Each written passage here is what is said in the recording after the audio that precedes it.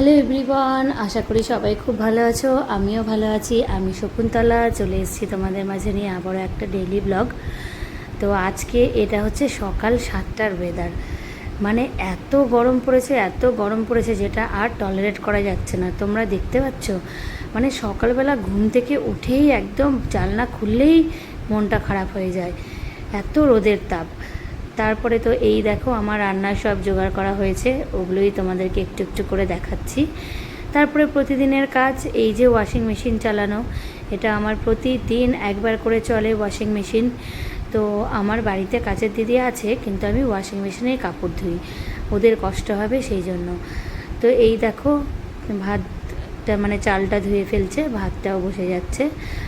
তো তারপরে আমি চলে যাব একটু জল ভরতে। এই যে এখানে তোমরা দেখতে পাচ্ছ একটা মাটির কলসি আছে, তো এই যে ফিল্টারটা আছে, এই ফিল্টারটার থেকে জল ভরে ভরে আমি এই মাটির কলসিটাতে রাখি।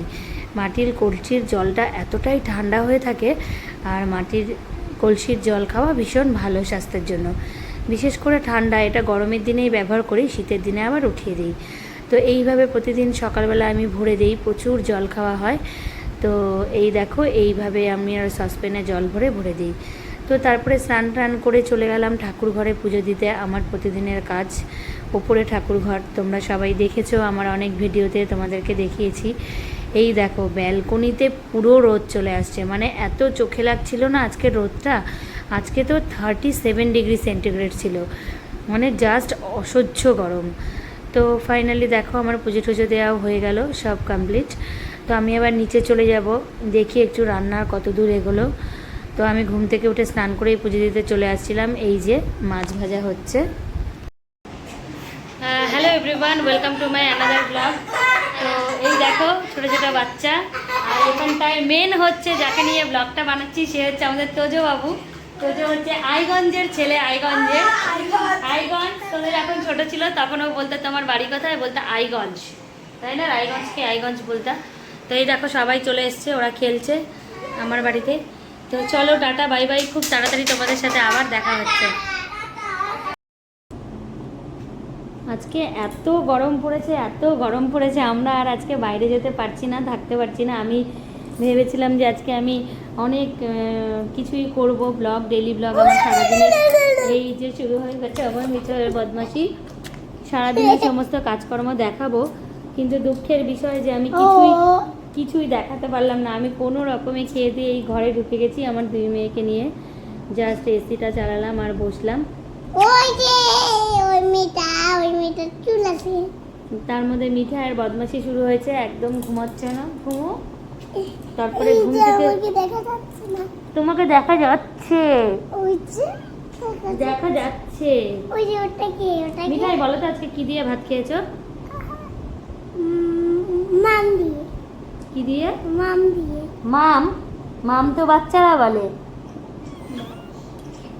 ওইদিকে একজন বসে মোবাইলে ক্যারাম খেলছেন। ওই যে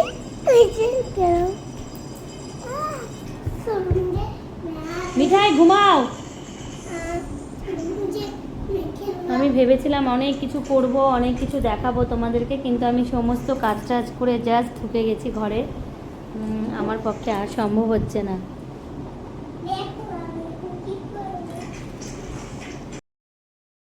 আমি একটু চোখটা লেগে গেছিল, আর আমার মিঠাই কি করেছে দেখি, দেখাও মাস্কটা, দেখাও দেখাও। এক পাটা টিপ তুলে দেখি, দাও দাও, আমি দেখাই সবাইকে। হায় ভগবান, কি করছো তুমি এটা? দেখি দেখি দেখি, এই দেখো এই টিপগুলো পরে আমি স্কুলে যাই, এই সব টিপগুলো এই মাস্কটার মধ্যে লাগিয়েছে। কি অবস্থা মিঠাই, এই কাজ করছো? এত দুষ্টুমি?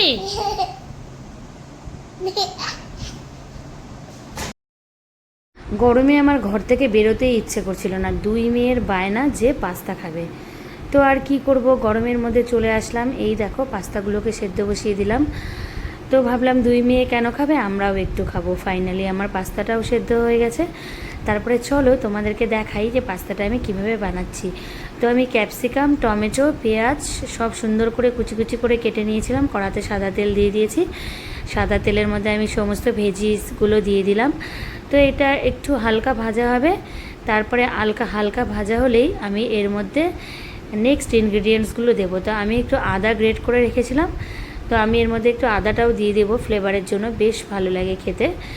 তো তোমরা দেখতে থাকো। তো ফাইনালি দেখো আমি এর মধ্যে আদা কুচিটাও দিয়ে দিলাম। আদা কুচিটা দিয়ে তারপরে আমি এর মধ্যে একটু নুন দিয়ে দেবো। নুন দিলে সবজিটাও মজে যাবে, ভালো করে ভাজা ভাজা হয়ে যাবে। তো এটা একটু ভাজছিলাম ভালো করে গ্যাসটাকে বাড়িয়ে, কারণ সাদা তেলে রান্না করতে আমার ভীষণ প্রবলেম হয়, শুধু কড়াতে সব কিছু লেগে যায়। আজকেও লেগে গেছিলো, একটু পরে দেখবে তোমরা, সবটা আমার লেগেই গেছিলো। তো এই যে আমি একটু নুন দিচ্ছি, এটা হচ্ছে রক সল্ট। আমরা হচ্ছে রক সল্টটাই খাই, হিমালয়ান রক সল্ট, সন্দক লবণটা। তো এই দেখো কড়াইয়ের মধ্যে কিন্তু অলরেডি লেগে গেছে। এবার আমি সেদ্ধ পাস্তাটা দিয়ে দিলাম।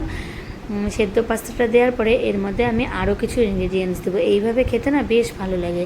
তো আজকে আমি একটু বেশি দুধ দিতে চাচ্ছিলাম, একটু গ্রেভি গ্রেভি হয়। আমার মেয়ে ফট করে বললো অত দুধ দিও না, পরে নিজেই বলছিল যে বেশি দুধ দিয়ে আর একদিন খাবো। তো একটু বেশি পাকামো করে। তো যাই হোক, তো এটাকে আমি একটু নেড়েচেড়ে ভেজে নেব। নেড়েচেড়ে ভেজে নিয়ে আমি এর মধ্যে দিয়ে দেব ম্যাগি মশলা। তো এই যে দেখো, এটা 5 টাকার একটা ম্যাগি মশলা, গোটাটাই আমি এর মধ্যে দিয়ে দিচ্ছি। তো ম্যাগি মশলাটা দেওয়া হয়ে গেলে এটাকে খুব সুন্দর করে নাড়বো। নাড়ার পরে আমি নেক্সট ইনগ্রিডিয়েন্টসটা দেবো। তোমরা দেখতেই পাচ্ছ পাশে আমার দুধের বাসনটা আছে, ওখান থেকে দুধটা দেবো। তো চলো, আমি এটাকে নাড়াচাড়া হয়ে গেল। তারপরে আমি এর মধ্যে এখন নেক্সট ইনগ্রিডিয়েন্টসটা দেবো। দুধের সরটাকে একটু সরিয়ে নিলাম, তারপরে আমি এর মধ্যে একটু দুধ দিয়ে দিলাম। বিশ্বাস করো বন্ধুরা, দুধটা দেওয়ার পরে পাস্তাটার টেস্টটা জাস্ট বদলে গেছিলো, মানে অসাধারণ লাগছিল। কেউ ভাবতেই পারে পেঁয়াজ, দুধ, একটু টমেটো কেচাপ দেবো, এটাও একটু ফ্লেভারের জন্য দেবো। তো এই দেখো আমি একটু টমেটো কেচাপও দিয়ে দিলাম, বেশ মিষ্টি মিষ্টি টকটক ঝাল ঝাল একটা স্বাদ আসবে। সত্যি আজকের পাস্তাটা না অসাধারণ হয়েছিল। আমার মেয়ে আমাকে বলছিল যে আর কি ডিম দিয়ে, আলু দিয়ে, পেঁয়াজ দিয়ে পাস্তা বানাবে? আমি বললাম না বাবা, এইভাবেই পাস্তা বানাবো। তো এই দেখো পাস্তাটা মোটামুটি প্রায় আমার রেডি। তো ভীষণই ভালো লাগছিল আজকে খেতে পাস্তাটা।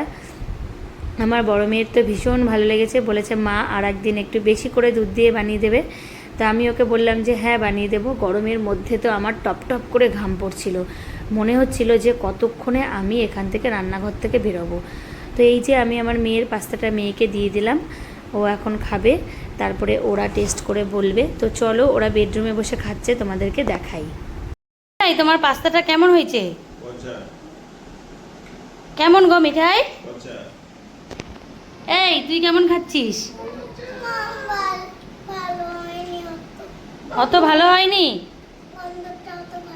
তা দিদির থেকে একটা নিয়ে খেয়ে দেখো। তুমি তো বললা ঝাল খাবা না, তাহলে ওটা দিব। দাও তাহলে তোমারটা।